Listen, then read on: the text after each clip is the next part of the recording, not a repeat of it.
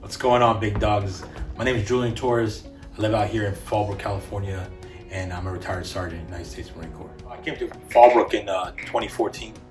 There was a nonprofit called Homes for Our Troops, and they build specially adapted housing for catastrophically wounded veterans. I'm one of those catastrophically wounded veterans. In July 15, 2010, I had stepped on an improvised explosive device, IED, on my deployment in Marja, Afghanistan. We were on a routine patrol, whipping it onto with the enemy, and maybe about a football field and a half from our base, we were crossing over these little canals, and we were looking for an IED, and I found it. And so I was the only one that was catastrophically wounded that day. There was many other, it was a multiple casualty event, but I was the only one that was in bad shape. And and so that's what brought me here to and then from there, from 2010, did the whole medevac sequence from the battlefield to Landstuhl, Germany, to Bethesda, Maryland, and then down to San Diego. Did all my rehab there, and then from the blast, the injury that resulted from those was and I've kind of hit the lottery. You know what I mean? Like, when you really think about the randomness of an explosion, all the things that could go wrong, I probably got the luck of the draw. I'm going to say it out loud that I hit the lotto, because I am only, my right leg is above the knee and my left leg is below the knee. 12 surgeries in, and as of right now, that's it. And that's very unheard of. But to get there, I lost like 90 units of blood that day. They had to come inside right here, my stomach, to pinch off the femoral artery because they couldn't stop the bleeding. And as a result of that injury, there's just, there's good days and there's bad days. You know what I mean? Like, and there's times where, the tide comes comes inland, really, like thick and heavy. And, a lot of times you need to, it's not so much that I need to avoid the storm or I need to avoid the tide. The idea is like, how do I build shelter in the storm? How do I stay dry when it's thick and when it's heavy? And from my perspective and from my experience, a lot of that stuff is just community is huge. The people who you surround yourself with, the people who that rely on you and that you allow them to rely on.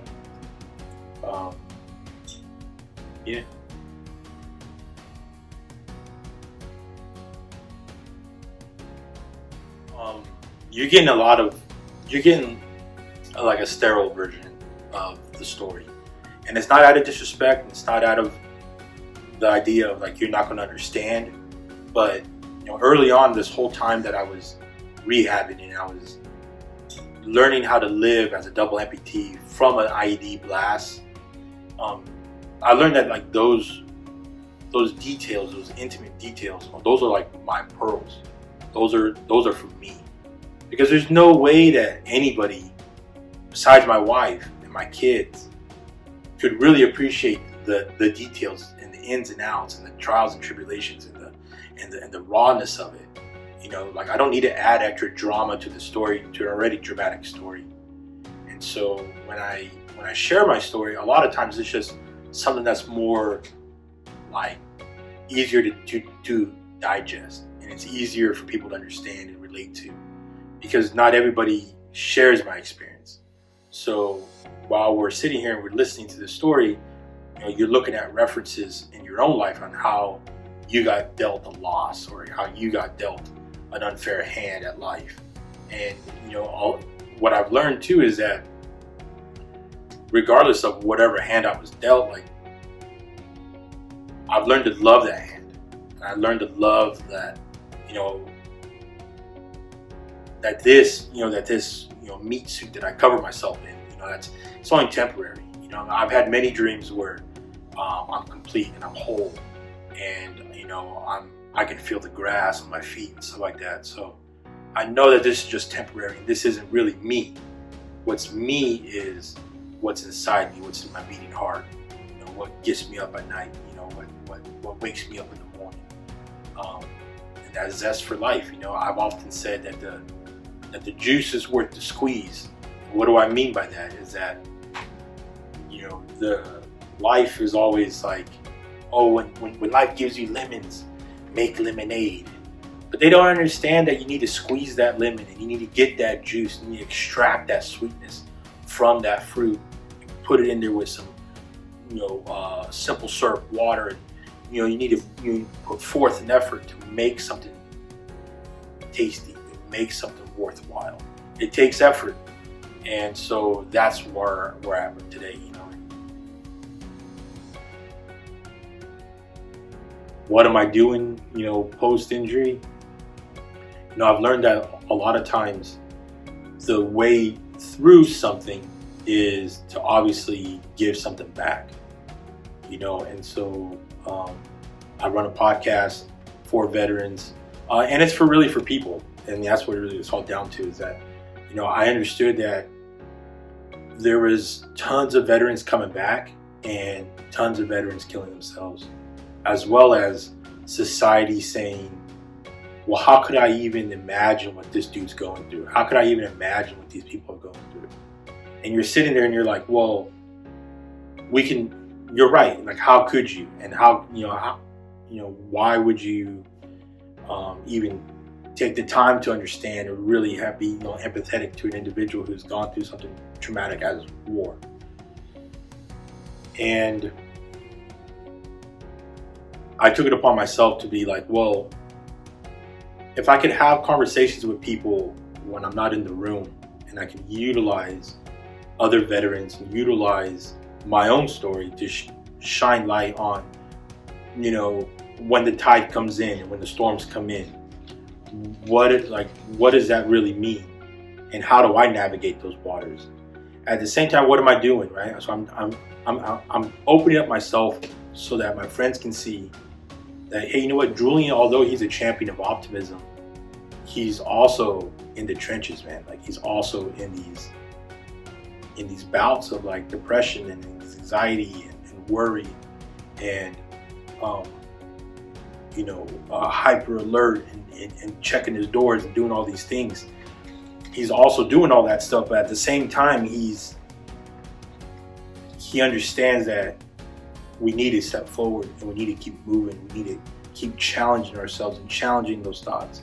And we can't just sit back and be like, man, it is what it is, man. That's my new normal. That's my new life.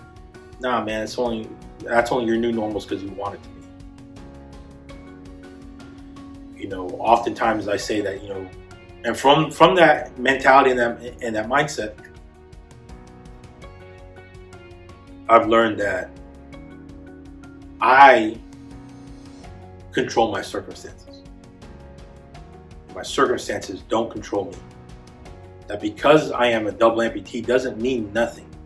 If I want to go do something and I want to experience life to the fullest of my abilities, I'm going to need to take a step forward and to really put myself out there. I need to choke down that anxiety, acknowledge it for sure, and acknowledge the depression for sure.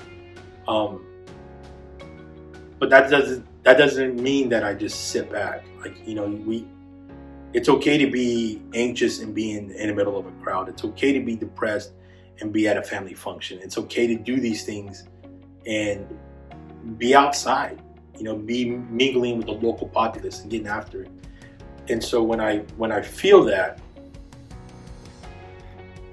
urge, I need to put that down so that my friends can see that, and my friends can hear that, and people around me that aren't associated with the military can understand what these people go through, and they're not broken. They're not, they're not damaged goods. These individuals have gone through a level of adversity that many of us, even myself, can't even imagine. Can still contribute can still provide a service to this society, to this country. And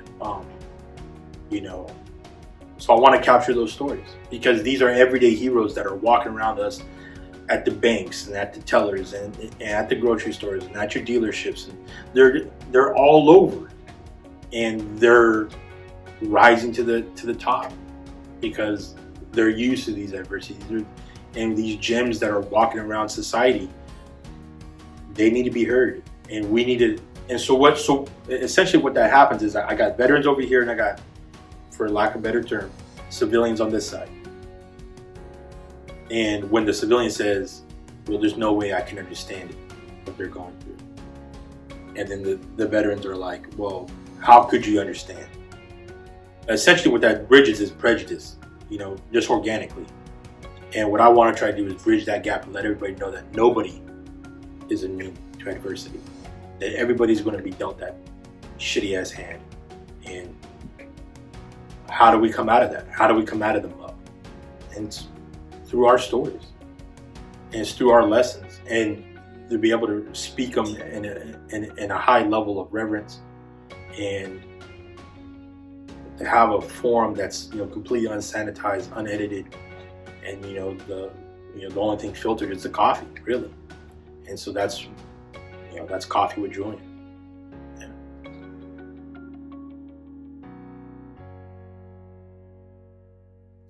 In closing, I like to leave you with two thoughts, really. And these things that I use on a daily. I feel that they've helped me out get over all this stuff, and not really get over, because I'll never really be over losing my legs, but I can get better at carrying the weight of them, And the first thing is that through, no matter how bad the tragedy, there's always going to be glimpses of grace, and it's my job to find those pieces, those little slivers of grace, And it could be as small as being able to drink a cup of coffee, or see a sunrise, or see a sunset, or give somebody a hug, or have a dry place to sit.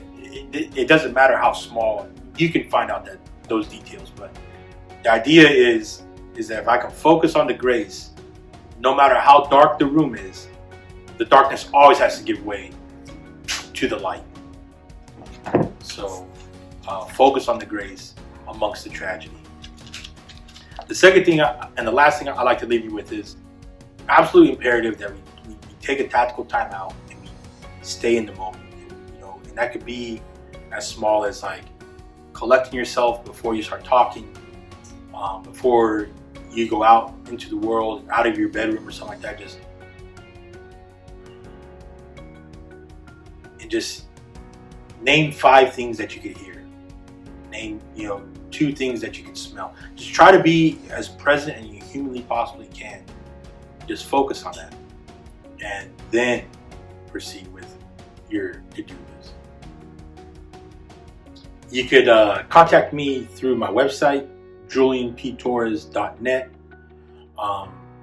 You could subscribe to my Patreon channel, Coffee with Julian. You could look me up on Facebook and Twitter. But to be honest with you, if you really want to get a hold of me, get in contact with me, look me up on Instagram at coffee_with Julian, and I'll get to you real quick. And that's social media in particular. Instagram is where I'm only active at. The other ones are there just to bring you to Instagram. So hit me up on Instagram, Patreon, or my website. Thanks.